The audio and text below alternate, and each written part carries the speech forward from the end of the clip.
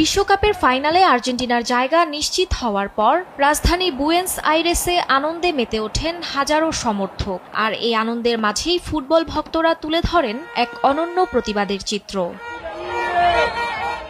হাজারো মানুষের ভিড়ে দেখা মেলে বিশাল এক ফিলিস্তিনি পতাকার, যেখানে স্প্যানিশ ভাষায় বড় বড় অক্ষরে লেখা ছিল ফিলিস্তিনের স্বাধীনতার পক্ষে জোরালো বার্তা, যার বাংলা অর্থ নেতানিয়াহু হত্যা চালাচ্ছেন, ট্রাম্প অর্থ যোগাচ্ছেন, মুক্ত হোক ফিলিস্তিন। মুহূর্তেই সেই দৃশ্য ছড়িয়ে পড়ে সামাজিক যোগাযোগ মাধ্যমে।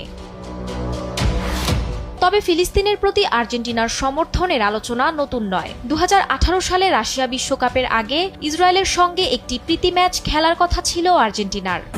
আমাদের উঠে দাঁড়াতে হবে, স্পিড সকল অন্যায়ের বিরুদ্ধে রুখে দাঁড়ানোর এনার্জি পার্টনার। কিন্তু ফিলিস্তিনিদের ওপর ইসরায়েলি বাহিনীর আগ্রাসনের কারণে বিশ্বজুড়ে তীব্র প্রতিবাদ শুরু হয়। শেষ পর্যন্ত সব চাপ উপেক্ষা করে ম্যাচটি বাতিল করে আর্জেন্টিনা ফুটবল দল। এই সাহসী সিদ্ধান্তকে তখন লাল কার্ডের সঙ্গে তুলনা করেছিল ফিলিস্তিন ফুটবল অ্যাসোসিয়েশন।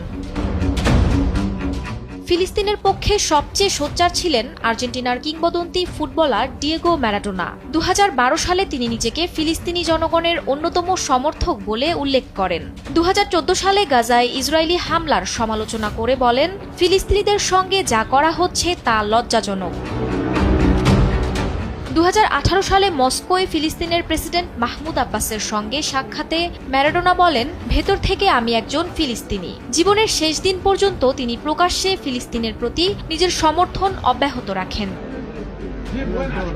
ফুটবল শুধু মাঠের লড়াই নয়, অনেক সময় তা হয়ে ওঠে রাজনৈতিক ও মানবিক বার্তারও মাধ্যম।